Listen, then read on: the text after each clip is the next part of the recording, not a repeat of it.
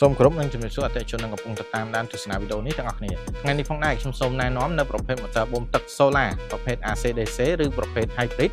ចំពោះប្រភេទនេះគឺវាមានកម្លាំង3សេសជាមួយនឹងទូ motor ទំហំកៅនិងទំហំផ្លិតទំហំ150ដែលវាអាចធ្វើការបូមទឹកបានបរិមាណ42គីបជាមួយនឹងកម្ពស់43ម៉ែត្រតែប្រភេទនេះផងដែរគឺយើងធ្វើការតភ្ជាប់ជាមួយនឹងផ្ទាំង solar កម្លាំង580វ៉ាត់កញ្ចក់សងខាងចំនួន8ផ្ទាំងហើយយើងធ្វើការទម្លាក់អណ្ដូងជម្រៅ24ម៉ែត្រជាមួយនឹងទំហំសយោចេញ75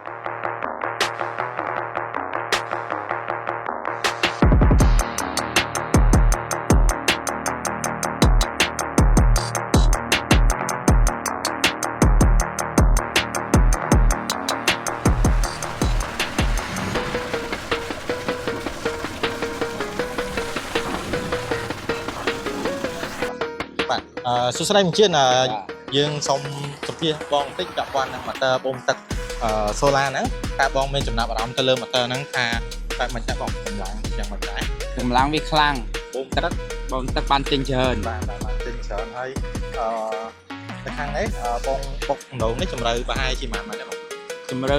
ប្រហែលជា50ម៉ែត្រតែយើងតម្លាក់ចូលនេះគឺជម្រៅតែ24ម៉ែត្រទេបាទតែជម្រៅកម្ពស់ទឹកនៅខាងនេះប្រហែលជាប៉ុន្មានម៉ែត្របងសម្រាប់ខែភ្លៀងសម្រាប់ខែភ្លៀងនៅ12ម៉ែត្រខែក្តៅអាចដល់11ម៉ែត្របាទ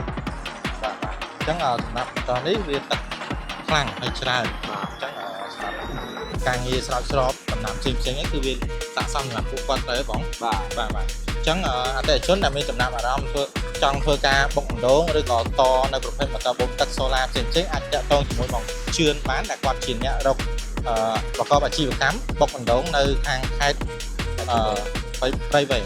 យើងក៏មានការធានាបន្ថែមរយៈពេល1ឆ្នាំទៅលើប្រភេទ motor និងរយៈពេល10ឆ្នាំទៅលើពន្លឺចំពោះប្រភេទទាំង solar ផងដែរ